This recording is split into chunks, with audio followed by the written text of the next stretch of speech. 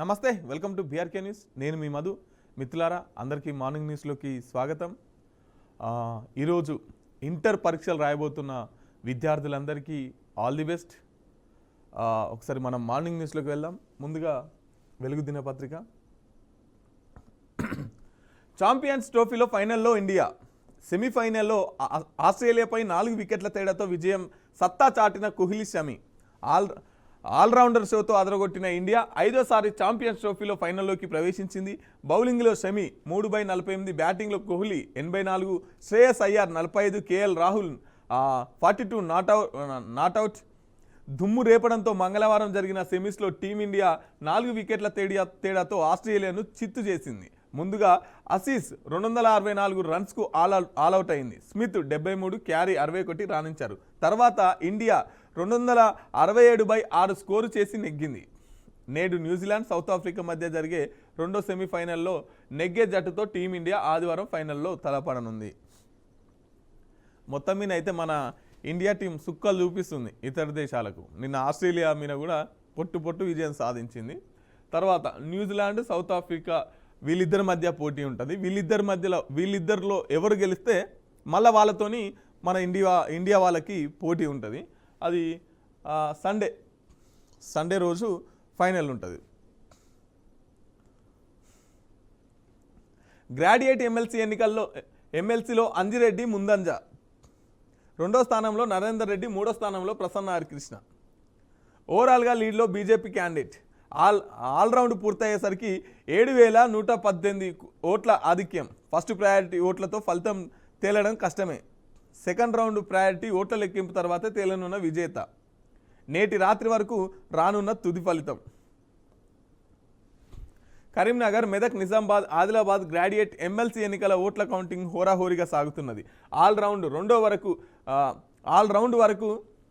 Round వరకు అధికారులు 126,000 ఓట్ల లెక్కించగా బీజేపీ అభ్యర్థి చిన్నమైల్ అంజిరెడ్డి ముందంజలో ఉన్నారు. కాంగ్రెస్ అభ్యర్థి ఆల్ఫోర్ నరేందర్ రెడ్డి, బీఎస్పీ అభ్యర్థి ప్రసన్న హరికృష్ణ 3వ స్థానంలో కొనసాగుతున్నారు.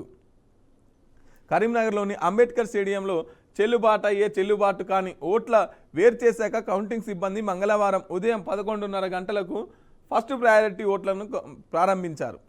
పోస్టల్ బ్యాలెట్ కలిపి మొత్తం 2,52,100 ఓట్లు పోలవగా ఇందులో సుమారు 28,000 ఓట్లు ఇన్వాలిడ్ కాగా సుమారు 2,24,000 ఓట్లు వ్యాలిడ్ అయినట్టు అధికారులు వెల్లడించారు. ఒక్కో రౌండ్లో 21 టేబుల్కు 1000 చొప్పున 21,000 ఓట్లను లెక్కిస్తున్నట్టు తెలిపారు. ఫస్ట్ ప్రయారిటీ ఓట్ల లెక్కింపు 11 రౌండ్లో పూర్తి చేయనున్నారు. 28,000 మందికి ఓటేసు రాలే. అంకెకు బదులు టిక్కులు, సర్కిళ్లు, పేర్లు రాసిన టీచర్లు, గ్రాడ్యుయేట్స్ పోలైన ఓటర్లతో 10% పైగా చెల్లెలే. గ్రాడ్యుయేట్స్ ఓటర్లలో భారీగా ఇన్వాల్వ్. 28,000 ఓట్లు ఇన్వాల్వ్ అయిపోయినాయి. ఇప్పుడు ఈ ఎమ్మెల్సీ ఎన్నికల ఓట్లు ఎట్లుంటాయంటే ఎంతమంది పోటీ చేస్తే అంతమంది ఈ లిస్టులో ఉంటాయి. అంతమందికి 1, 2, 3 ఎవరికి ఫస్ట్ ప్రయారిటీ, ఎవరికి సెకండ్ ప్రయారిటీ, ఇట్లే మొత్తం వేసుకుంటూ పోవచ్చు. లేదంటే 1, 2, 3 కాను కూడా ఆపొచ్చు. కానీ మన కొంతమంది టీచర్లు, మనం పెద్ద చదువులు చదువుకుంటున్నామని చెప్పిన కొంతమంది స్టూడెంట్స్ కావచ్చు, ఉద్యోగాలు చేస్తున్న వాళ్ళు కావచ్చు, ఫస్ట్ అని పెట్టిన తర్వాత దానికి రౌండ్ అప్ చేసుడు, తర్వాత దానికి టిక్ పెట్టుడు, పక్క పొంటి ఓం అని రాసుడు, తర్వాత పక్క పొంటి మీరు పార్టీ మారొద్దని రాసుడు, తర్వాత మీ గెలుపు పక్కా అని రాసుడు. చిన్న చుక్క పెట్టినా కూడా ఆ ఓటు ఇన్వాలిడ్.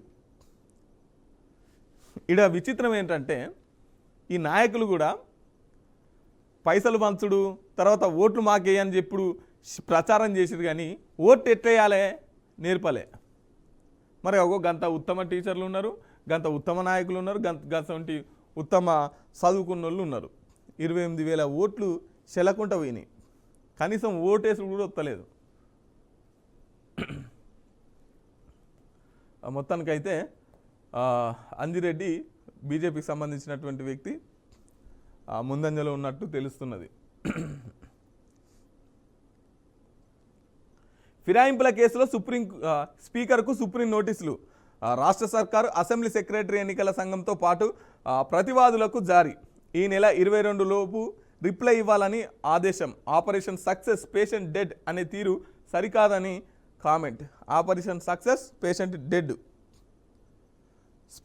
స్పీకర్కు లెటర్ ఇచ్చినప్పుడు స్పీకర్ దానికి రిటర్న్ కౌంటర్ ఒక ఉత్తరం ఆ కోర్టుకి ఇవ్వాలి, ఏంటి వారి స్పందన ఏంటి అనేది. కానీ ఇప్పటిదాకా దాని మీద ఉలుకు లేదు, పలుకు లేదు. అట్లా కాకుండా కోర్టు మీరు స్పందించాల్సిందే, మీరు ఇవ్వాల్సిందే అని చెప్పేసి మళ్ళొకసారి మందలిచ్చినటువంటి పరిస్థితి.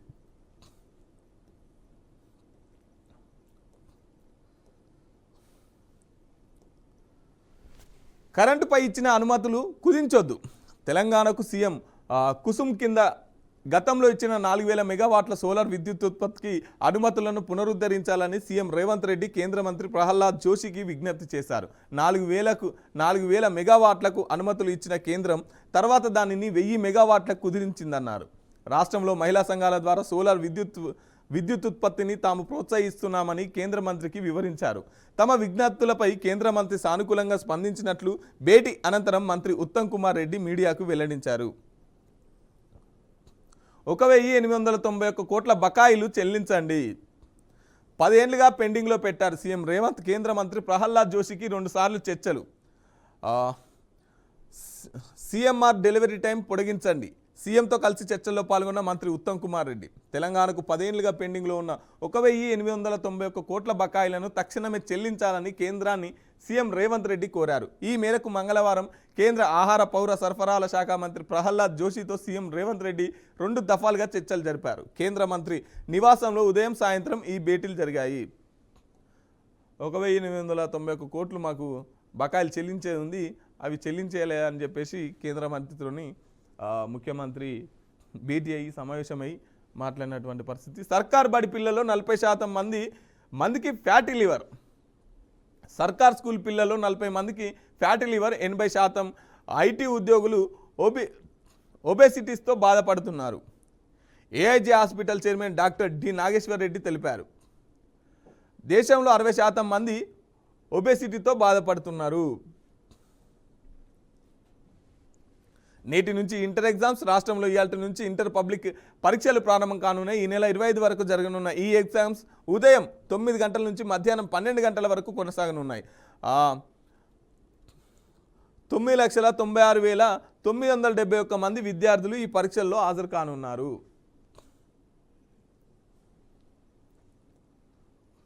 బనకచెర్ల నీళ్లు తీసుకుంటే తప్పేంటి? సముద్రంలోకి వృధాగా పోయే నీళ్లపై రాజకీయాల చంద్రబాబు. నేను కాళేశ్వరం ప్రాజెక్టును వద్దనలేదే. తెలంగాణ ఇంకా ప్రాజెక్టులు కట్టుకోండి, మిగిలిపోయి కిందికి వచ్చిన నీళ్ళనే తాము వాడుకుంటున్నామని ఏపీ సీఎం. పోలవరం నుంచి గోదావరి నీళ్లను బనకచెర్లకు తీసుకెళ్తే తప్పేంటి? ఏపీ సీఎం చంద్రబాబు నాయుడు అన్నారు. ఇవన్నీ సముద్రంలోకి వృధాగా పోయే నీళ్ళని, వీటిని రాజకీయాలు చేయడం సరికాదని, తెలంగాణలో కాళేశ్వరం ప్రాజెక్టు కడితే తాను వ్యతిరేకించలేదని, అవసరమైతే మరిన్ని ప్రాజెక్టులు కూడా కట్టుకోమని, నీటి నిల్వ చేసుకోవచ్చని చెప్పారు. మంగళవారం ఏపీ గ్రాడ్యుయేట్స్ ఎమ్మెల్సీ ఎన్నికల్లో టీడీపీ విజయం సాధించిన తర్వాత మంగళగిరి పార్టీ హెడ్ ఆఫీసులో జరిగిన విజయోత్సవ సభలో చంద్రబాబు మాట్లాడినారు. బనకచెర్ల నీళ్ళు తీసుకపోతే తప్పింది, అవి ఎట్లా సముద్రంలోకి పోతున్నాయిగా, మేము తీసుకుపోతే తప్పిందని చెప్పేసి మాట్లాడుతున్నాం. నీళ్ళ ట్యాంకర్లకు ఫుల్ డిమాండ్. ఫిల్లింగ్ స్టేషన్ల వద్ద బార్లు. హైదరాబాద్ వెస్ట్ సిటీలో నీటి కొరత. రోజుకు 12,000 నుంచి 14,000 ట్యాంకర్లు బుకింగ్. నిరుడితో పోలిస్తే ఈ మార్చి నాటికే 50% బుకింగ్స్ పెరుగుదల. గ్రేటర్ హైదరాబాద్ పరిధిలో నీళ్ళ ట్యాంకర్లకు డిమాండ్ పెరిగింది. నల్లాల ద్వారా సరఫరా చేసుకున్న నీళ్లు సరిపోకపోవడంతో ట్యాంకర్లు బుక్ చేసుకుంటున్న వారి సంఖ్య రోజు రోజుకు పెరుగుతున్నది. ఈ సంఖ్య ప్రతిరోజు వేలల్లో ఉంటున్నది. ముఖ్యంగా వెస్ట్ సిటీ వైపు కూకట్పల్లి, షేర్లింగం, Kondapur, Madhapur, IT corridor, Kokapet, Borabanda, SR Nagar, Nizampet తదితర ప్రాంతాల్లో నిరుటి మాదిరిగానే ఈసారి కూడా ఫిబ్రవరి నాటికే భూగర్భ జలాలు అడుగంటాయి. ప్రైవేట్ ట్యాంకర్ల దోపిడీ. మెట్రో వాటర్ బోర్డు సరఫరా చేసే ట్యాంకర్ల డెలివరీ ఆలస్యం అవుతుండడంతో కొందరు ప్రైవేట్ ట్యాంకర్ల నిర్వాహకులు పెద్ద మొత్తంలో వసూలు చేస్తున్నారు. మెట్రో వాటర్ బోర్డు సరఫరా చేసే ట్యాంకర్లు 5,000 లీటర్లకు 500, కమర్షియల్ అయితే 5,000 లీటర్లకు 850 రూపాయలు వసూలు చేస్తున్నది. అదే ప్రైవేట్ ట్యాంకర్ల నిర్వాహకులు మాత్రం ఒక్కో ట్యాంకర్కు 1000 నుంచి 2,000 దాకా వసూలు చేస్తున్నారు. శివారు ప్రాంతంలో ప్రైవేట్ ట్యాంకర్ల దోపిడీ పెరిగింది. కొందరు ట్యాంకర్ల నిర్వాహకులు అక్రమంగా బోర్లు వేసి నీళ్లను తోడుతున్నారు. వారు కూడా 1,500 నుంచి 2,000 రూపాయలకు ట్యాంకర్లు అమ్ముకుంటున్నారు సమాచారం. ఇప్పుడు మనం ఇల్లు కట్టుకున్నాం అనుకో, ఇంట్లో మొత్తం నీటి చుక్క కూడా ఇంట్లో పడొద్దు, మొత్తం బయటికి వెళ్ళిపోవాలి. మొత్తం సీసీ రోడ్ వేసి మొత్తం ఇంట్లో బయట అంతా సీసీ రోడే, ఇంట్లో నీటి చుక్క నిలవద్దు. కానీ మన ఇంటికి బాత్రూంలకు నీళ్ళు రావాలి, కిచెన్లకు నీళ్ళు రావాలి, ఏడు నిలబడితే అడిగి నీళ్ళు రావాలి. కానీ మన ఇంట్లో మాత్రం నీటి చుక్క నిలవద్దు. ఎంత పెద్ద బిల్డింగ్ కట్టినా మొత్తం సాబ్ చేసుడే, కాంక్రీట్ వేసుడే. సర్కారు దిక్కు చెప్తున్నది కదా, నీటి నిల్వ చేసుకుంటేందుకు ఇంటికాడ ఇంకుడు గుంతలు తీయండి అని చెప్పేసి. భూగర్భ జలాలు అంటిపోకపోతే ఏం చేస్తాయి? ఒక్క చిన్న వాన వచ్చిందంటే మొత్తం సముద్రమాయ, ఈ ఎండ కొడుతున్నాయో నీళ్ళే, ఫిబ్రవరి నెలలనే నీళ్ళే అంటిపాయ. ట్యాంకర్లకు ఇప్పుడు ఫుల్ డిమాండ్, నీళ్ళు సరిపోకపోతే. ఇంకా నెక్స్ట్ మార్చి నెలలో ఎట్లుంటుందో ఆలోచించండి. సారీ, ఇది మార్చే కదా, ఇంకా నెక్స్ట్ ఎట్లుంటుందో ఆలోచించండి ఎండలకి. అమెరికాపై చైనా టారిఫ్లు 15% ప్రతీకార పన్నులు విధించిన డ్రాగన్. WTOలో న్యాయ పోరాటం చేస్తామని వెల్లడి. సోమవారం చైనాపై సుంకాలు మరో 10% పెంచిన ట్రంప్. కెనడా మెక్సికోనపై 25% టారిఫ్లు అమల్లోకి. బదులుగా అమెరికాపై కెనడా 25% టారిఫ్లు. ఉక్రెయిన్కు యుఎస్ మిలిటరీ సాయం కట్. ఉక్రెయిన్కు యుఎస్ మిలిటరీ సాయం కట్టాట. ఈనాటు వీళ్ళేం బంధం తెగిపోతుంది అన్నట్టు, తెగిపోయింది అన్నట్టు. మహిళా సంఘాలకు 600 బస్సులు సెర్ఫ్ ద్వారా కొనుగోలు చేసేందుకు సర్కార్ గ్రీన్ సిగ్నల్. ఆర్టీసీకి అద్దెకిచ్చి ఆదాయం పొందేలా ప్లాన్. ఒక్కో బస్సు కొనుగోలు చేసి 36 లక్షలు, ఆర్టీసీకి చెల్లించే అదే 77,220 రూపాయలు. 8న కొత్త స్కీమ్ ప్రారంభించనున్న సీఎం రేవంత్ రెడ్డి. మహిళా సంఘాలకు బస్సులు కొనిచ్చి 7 ఏళ్ళ దాకా ఈఎంఐలు కట్టాలి. ఈ ఈఎంఐలు 7 ఏళ్ళ దాకా కడితే 7 ఏళ్ళ తర్వాత వీళ్ళకి బస్సు సొంతం అయిపోతుంది. మళ్ళీ ఈ బస్సుని ఏం చేయాలి? వీళ్ళు నడుపుకున్నట్టు కాదు, మళ్ళీ వీళ్ళే ఆర్టీసీకి అద్దెకి ఇవ్వాలి. నెలకు 77,000 రూపాయలు ఆర్టీసీ వాళ్ళు వీళ్ళకి ఇస్తారు. అంటే ముఖ్యమంత్రి గారు 1 కోటి మంది మహిళలను కోటీశ్వర్లను చేస్తామని చెప్పేసి మాట్లాడుతున్నారు కదా. ఇప్పుడు అవన్నీ అవే. ఈ శిల్పరామం కాడ దుకాణాలు పెట్టిస్తాం, తర్వాత రైల్వే స్టేషన్లలో స్టాల్స్ పెట్టిస్తాం, ఇప్పుడు బస్సులు, ఇదన్నట్టు. పిల్లల్ని కనాలని తమిళనాడు సీఎం పిలుపు. పిల్లల స్కూల్ ఫీజులు భరిస్తే కనడానికి నేను రెడీ, అది కూడా వాజీవే.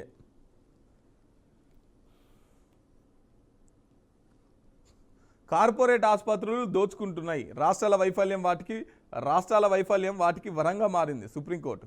పేదలకు మందులు అగ్గువగ్గు దొరకట్లేదని వ్యాఖ్య. మారకపోతే ఏం చేస్తుంది మరి? నిన్న దామోదర్ రాజనరసింహ గారు ఇక్కడ సికింద్రాబాద్లో ఉన్న గాంధీ హాస్పిటల్ కొడితే అక్కడ సగం మంది డాక్టర్లు డ్యూటీలోనే లేరు. అకస్మాత్తుగా పోయిండు, ఆ పేషెంట్లతో మాట్లాడిండు, రిజిస్టర్ చూస్తే వాళ్ళందరికీ నోటీసులు ఇవ్వాలని చెప్పిండు. అవి అట్లుంటుంది ఈ గవర్నమెంట్ దవాఖానల తీరు, గవర్నమెంట్లో పనిచేసే డాక్టర్ల తీరు. మీరు గమనించండి, కొలువు చేసేదేమో సర్కారు దవాఖానల పనిచేసే డ్యూటీ డాక్టర్లకు ప్రతి ఒక్కరికి ఇంకొక ప్రైవేట్ హాస్పిటల్, వాళ్ళ సొంత హాస్పిటల్ ఉంటుంది. ఇక్కడ గిరాకినంతా అక్కడ మలుపుకుంటారు, అక్కడ పని అయిపోయిన తర్వాతనే ఇక్కడికి వస్తారు. ప్రతి గవర్నమెంట్ హాస్పిటల్లో పనిచేసే ప్రతి ఒక్క డాక్టర్కి ప్రైవేట్గా తన సొంత హాస్పిటల్ ఉంటుంది.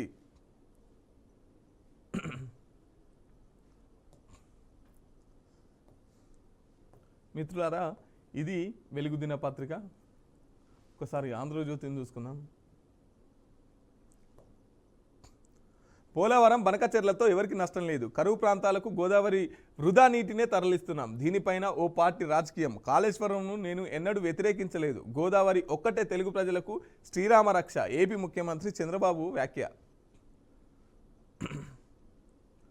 భారత్ బద్లా ఛాంపియన్స్ ట్రోఫీలో సెమీఫైనల్లో ఆస్ట్రేలియాపై రోహిత్ సేన ఘన విజయం. వరల్డ్ కప్ ఫైనల్లో ఎదురైన ఓటమికి ప్రతీకారం. కోహ్లీ మరోసారి మాస్టర్ చేస్ రాణించిన అయ్యర్, రాహుల్ పాండ్యా. బంతితో కంగారులను దెబ్బతీసిన షమి, వరుణ్. మ్యాచ్కు ముందు ఏదో అనుమానం, గతం తాలూకు భయాలు అయినా ఆల్రౌండ్ షోతో అదరగొట్టిన భారత్. ఛాంపియన్స్ ట్రోఫీలో ఫైనల్కు దూసుకెళ్లింది. విరాట్ కోహ్లీ 84తో పాటు శ్రేయస్ అయ్యారు 45, కేఎల్ రాహుల్ 42 నాట్అవుట్, హార్దిక్ పాండ్యా 28 రాణించడంతో ఉత్కంఠభరితంగా జరిగిన సెమీస్లో టీమిండియా ఆస్ట్రేలియాపై 4 వికెట్ల తేడాతో గెలిచింది. 2023 వరల్డ్ కప్ ఫైనల్లో ఓటమికి బదులు తీర్చుకుంది. రోహిత్ మరోసారి టాస్ ఓడడంతో అభిమానుల్లో ఒక్కసారి ఆందోళన రేగింది. మరో ఆలోచన లేకుండా బ్యాటింగ్ ఎంచుకున్న కంగారులు మానసికంగా పైచేయి సాధించే ప్రయత్నం చేశారు. ఒకానొక దశలో ఆసీస్ స్కోర్ 300 పరుగులు దాటేలా కనిపించింది. కానీ ఆస్ట్రేలియా భారత్ ఊహించిన దానికంటే తక్కువ స్కోర్కే కట్టడి చేసింది. అనుభవం లేని బౌలర్లున్న కంగారు అంత తేలిగ్గా వదలలేదు. ఒకానొక దశలో భారత్ను తీవ్ర ఒత్తిడికి గురిచేశారు. కానీ కోహ్లీ ఏమాత్రం ఆందోళన పడకుండా స్ట్రైక్ రొటేట్ చేస్తూ కూల్గా భాగస్వాములను నిర్మించాడు. దీంతో భారత్ 5వ ఈ టోర్నీ తుది పోరుకు చేరుకుంది. రోహిత్ సేన విజయం సాధించడంతో ఫైనల్ మ్యాచ్ కూడా దుబాయ్నే వేదికగా కానున్నది. దక్షిణాఫ్రికా, న్యూజిలాండ్ జట్ల మధ్య నేడు జరిగే రెండో మ్యాచ్ సెమీఫైనల్లో విజేతతో భారత్ ఫైనల్లో తలపడనుంది.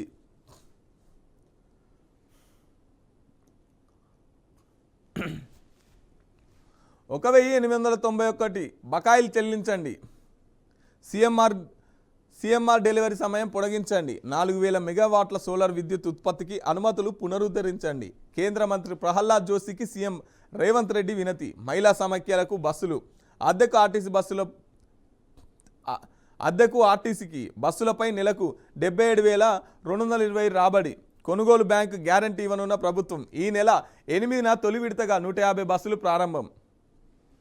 పౌర సరఫరాల శాఖకు సంబంధించి తెలంగాణకు రావాల్సిన 1891 కోట్ల బకాయిలను వెంటనే చెల్లించాలని కేంద్ర ఆహార పౌర సరఫరాల ఉత్పాదక ఇంధన వనరుల శాఖ మంత్రి ప్రహ్లాద్ జోషిని ముఖ్యమంత్రి రేవంత్ రెడ్డి కోరారు. మంగళవారం ఢిల్లీలో కేంద్ర మంత్రిని ముఖ్యమంత్రితో పాటు మంత్రి ఉత్తమ్ కుమార్ రెడ్డి ఏకపక్ష పాలన సాగించడానికి ఇది రాచరికం కాదు, ప్రజాస్వామ్యంలో అణచివేతకు తావులేదు. ప్రజా ఉద్యమాల ఐక్యవేదిక జాతీయ సదస్సులో మీనాక్షి నటరాజన్.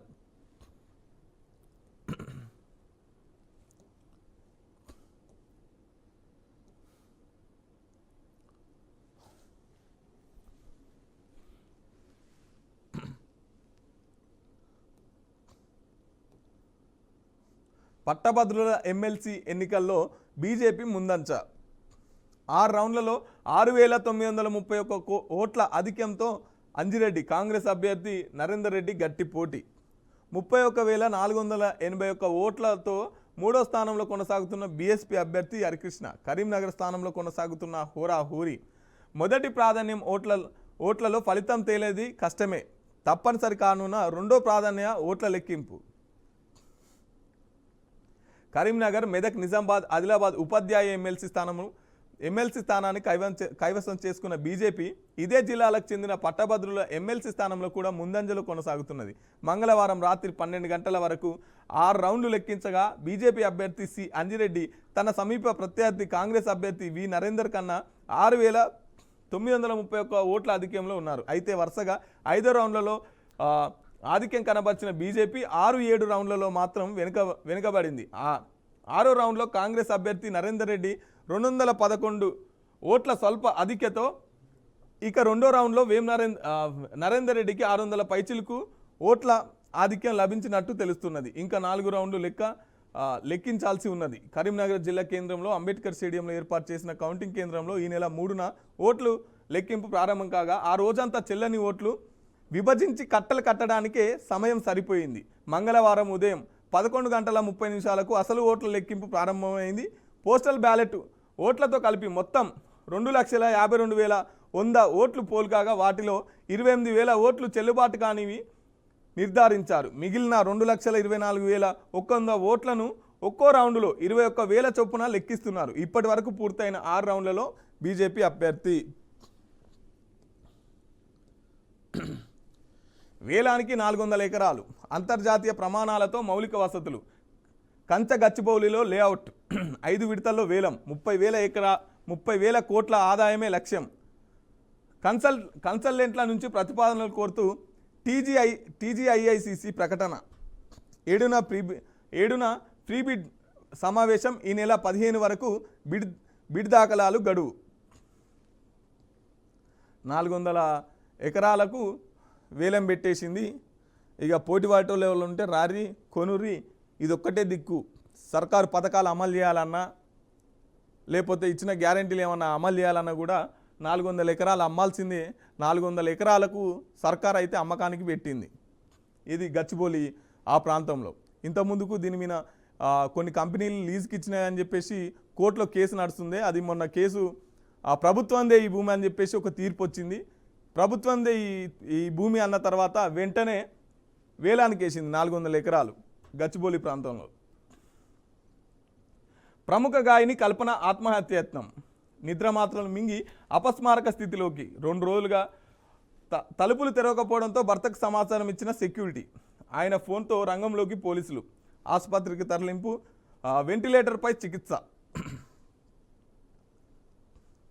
అరవకుండా మత్తుమంది ఇచ్చి కొట్టి గొంతు నులిమి శిరీషను ఆమె భర్త ఆడపడిచే హత్య చేసినట్టు పోలీసులు ప్రాథమిక నిర్ధారణ.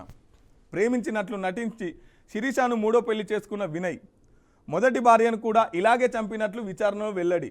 వేధింపులతోనే వెళ్ళిపోయిన 2వ భార్య. ఇక 3వ భార్య. 3 పెళ్ళిళ్ళు చేసుకుంటే 3 కూడా ఇదే కథలంట మన ఉంది. నిన్న పాపం అమ్మాయి సూసైడ్ చేసుకొని చనిపోయింది.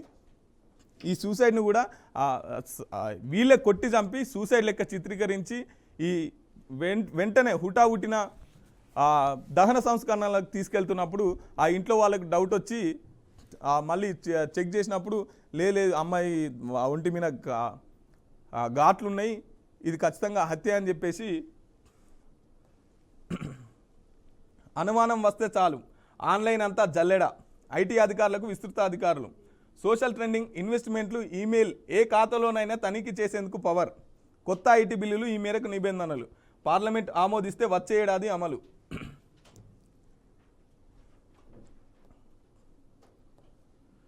మిత్రులారా ఒకసారి దిశ పత్రిక చూద్దాం. బకాయిలు చెల్లించండి. ఎఫ్సిఐ నుంచి రావాల్సిన 1891 కోట్లు 10 ఏళ్లుగా పెండింగ్లోనే. సిఎంఆర్ డెలివరీ టైం 4 నెలలుగా పొడిగించండి. 4000 మెగావాట్ల సోలార్ విద్యుత్పత్తికి అనుమతులు పునరుద్ధరించండి. కేంద్ర మంత్రి ప్రహ్లాద్ జోషికి సీఎం రేవంత్ వినతి. క్యూఆర్ కోడ్తో రేషన్ కార్డులు నీలిరంగులో ముద్రణ. సింగర్ కల్పన ఆత్మహత్యయత్నం. కేసీఆర్ను అనర్హుడిగా ప్రకటించండి. అసెంబ్లీ సమావేశాలకు ఆయన హాజరు కావడం లేదు. ఈ విషయంలో కోర్టులు జోక్యం చేసుకోవచ్చు. పిటిషన్ తరఫు న్యాయవాది వాదన.